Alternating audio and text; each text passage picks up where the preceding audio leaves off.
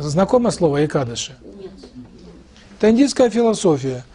На, скажем так, 11-12 день, можно сказать, пост практически на воде, лунных фаз. Объясню, в чем дело. Меня просто это заинтересовало, потому что там говорится, что нельзя есть в эти дни, нельзя есть тяжелой пищи и нельзя есть бобовых и прочее. Вот почему бобовых? Кто мне может объяснить? Много белка. Что такое много белка? Это тяжелая пища, и это пища очень высокоэнергетическая в этом плане. Поэтому она сразу же сбивает энергию тонкого плана. Так вот, что получается? Мы привыкли как голодать. Один день, неделю и так далее. А есть, мы живем-то не по неделям.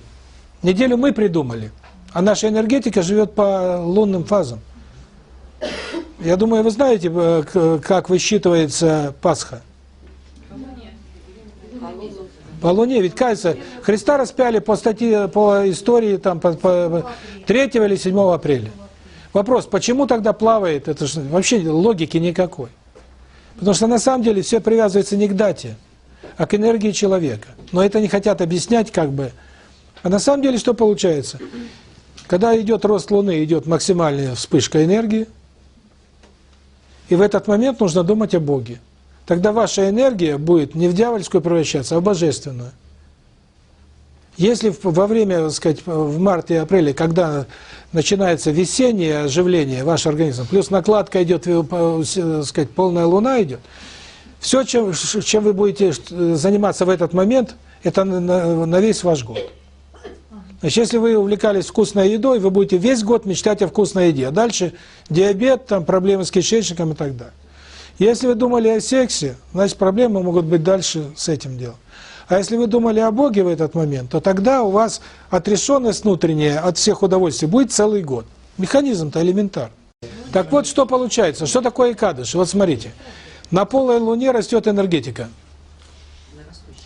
На растущей, да. И когда она уже полная, уже идет угасание.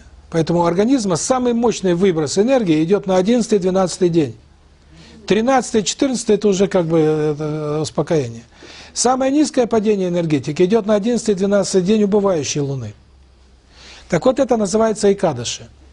И мне понравилось это зачитать, я вам сейчас зачитаю, потому что, ну, как говорится, мне нравится индийская философия, они там не жалеют нулей. У них все 300-500 миллионов лет, без проблем. Значит, в Экадаши, человек, который постится в Экадаши,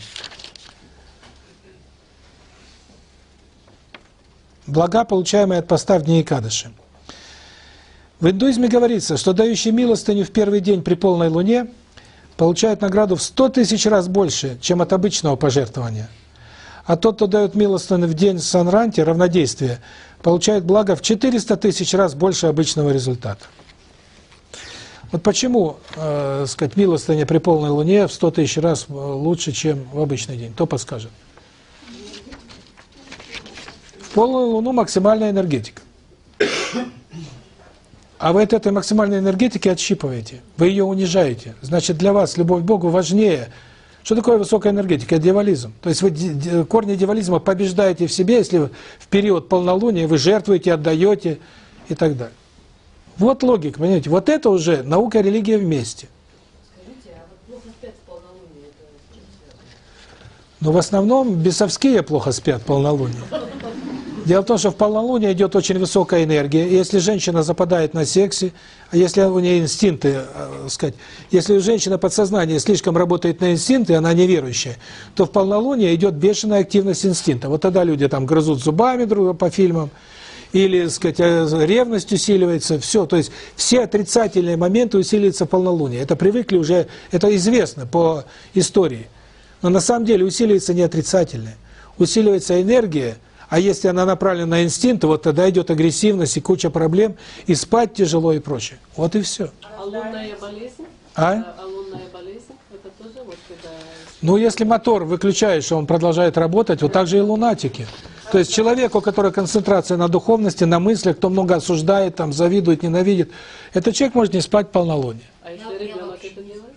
Ну, ребенок, душа ребенка-то идет родительски, так сказать, передается.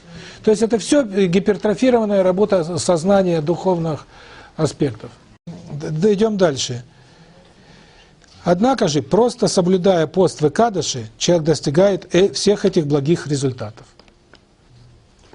Вопрос, почему, соблюдая пост в Экадаши, человек очищает душу так?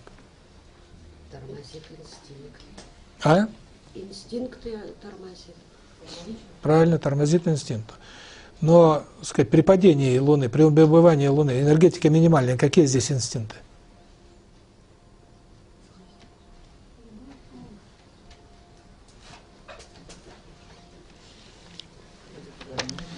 Когда вас обворовали, когда вы заболели, когда у вас произошли неприятности, знаете, как это называется? Испытание. Это называется изменение вашей ситуации. Просто изменение. Вот вы жили в определенном своем режиме, у вас все, мы все контролируем ситуацию вокруг, все идет по плану, все хорошо, бац, все развалилось. Ситуация изменилась, называется. Так вот, изменение ситуации, то есть мы говорим о несчастьях, о проблемах, о болезнях, обворовали, ограбили, чуть не убили. А наше подсознание говорит, пошли изменения. Все. И на эти изменения мы реагируем ненавистью, агрессией. А что такое изменение? Это определенная новая информация. Так вот, когда у нас идут сильнее изменения на энергетическом плане, весной и осенью, и периоды полной Луны и минимальной Луны. Значит, когда в момент... Что такое изменение? Это разрушение мира. И когда мир разрушается, если мы идем к Богу, мы выздоравливаем. А если мы идем к агрессии, цепляясь и пытаясь удержать мир в его стабильности, агрессия подскакивает, мы заболеваем. Значит, очень важно в момент изменений ваших думать о Боге. Неприятность, надо молиться. Так вот, есть внешние изменения, когда мы видим, потерял, что-то сломалось, а есть подсознательные, о которых мы не подозреваем, но они очень сильные. Так вот, поскольку, так сказать, человек привязан к циклам Солнца и Луны, то очень важно, что делать? Правильно проходить по циклам Луны, это вот как периоды, приближающиеся к максимальному полнолунию и уменьшению, а по солнечным циклам, вот почему в индийской философии говорится, нельзя спать при закате солнца. Я это в книжках объяснял, знаете, да? Почему? Голова будет болеть, это многие заметили. Потому что перед закатом энергия не падает, она снижается. Но закат солнца для нас, это в нашем подсознании, что это такое? Это дикий стресс, нас ночью скушать могут. Сотни миллионов лет нас ночью кушали. Поэтому, сказать, закат солнца – это потеря тепла, это холод, это возможные, сказать, проблемы. Поэтому для человека закат солнца в подсознании – это сильнейший стресс, это потеря. Солнце – это источник жизни, он жизнь теряет. И если в состоянии этого стресса человек спит, у него болит голова. Поэтому у человека есть радость и есть несчастье каждый день. Радость – это перед закатом солнца, а несчастье перед его заходом. Поэтому существует всегда главные молитвы, утренняя и вечерняя. Первая молитва перед закатом солнца, чтобы не запасть на радости. Перед восходом. И вторая перед закатом, чтобы не испытывать уныние. Поэтому человек, который как бы встречает просто, так сказать, элементарная благодарность Богу, чтобы, так сказать, устремление к Богу пошло, понимает, что истинный источник любого счастья только Бог. И вот когда человек молится утром, до восхода солнца и перед закатом, вот в этот момент, что происходит с ним? Очищение души. То же самое в Экадаши. Изменение ситуации. Какой вопрос?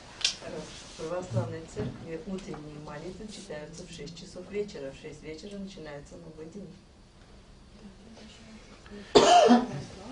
Начинается новый день или нет? Так вот, речь идет о том, что наша энергетика привязана, она, так сказать, имеет свою собственную ритм жизни, но она привязана еще к внешним факторам. И в этом плане правильное прохождение внешних факторов позволяет очищать душу. В индийской философии сказано, что очень важно правильно умирать. Когда умираете, если вы молитесь о Боге, грехи практически все снимаются. Вопрос, почему? Я это объяснял. Потому что когда вы умираете, идет огромный взрыв энергии. И в этот момент, если вы его направите к Богу, душа очищается. Но опять же, поверхностное восприятие, как мне говорили, один кришнаит, он и так себя, и так, и говорит, что такое печально, да помереть бы скорее вот с мыслями о Кришне и тогда. То есть, это уже, так сказать, совершенно, то есть, внешне вроде бы правильно, а он смысл утерял. Так вот, очень важно сохранять любовь, молиться, принимать божественную волю именно в момент изменений. Это утро, это вечер, это луна, и это весна и осень. Почему шизофрения и все хронические болезни обостряются в этот момент? Идет разрушение мира весной и разрушение мира осенью. Потому что на самом деле есть два цикла. Есть лето, есть зима, и промежуточные между ними переходы. И вот в этот момент перехода, когда разрушается весь мир, человек вроде весна, период счастья. А в подсознании это катастрофа, все рушится. Человек реагирует на это, так сказать, агрессией, и после этого обострение болезни. Так вот, что получается? То есть, здесь сказано, что Экадыши, то есть, душа очищается или постом в Экадыши, отрешенности, или милостыней, или человек, один раз правильно соблюдающий Экадыши, получает благо в 10 раз превышающее благо от раздачи 1000 коров брахманам, превосходно знающим Веды. Ну, то есть, когда ты жертвуешь брахману, тоже как бы душа очищается. Ну и так далее. Так вот, понимаете, люди, которые, так сказать, индийцы, соблюдающие вот эти правила, они даже не знают, в чем дело. А весь смысл заключается, когда понимаешь смысл, тогда понимаешь, что делать и для чего это делается. Исходя из этого, логически рассуждаю, что мы должны делать? В моменты резких изменений мы должны в первую очередь, главная цель – сохранить любовь. Вот то, с чего я начал 20 лет назад, я говорю, прости, сохрани любовь, когда тебя обидели. Это тот же самый вариант, скажем так, поста весной или Экадыши. Тот же самый.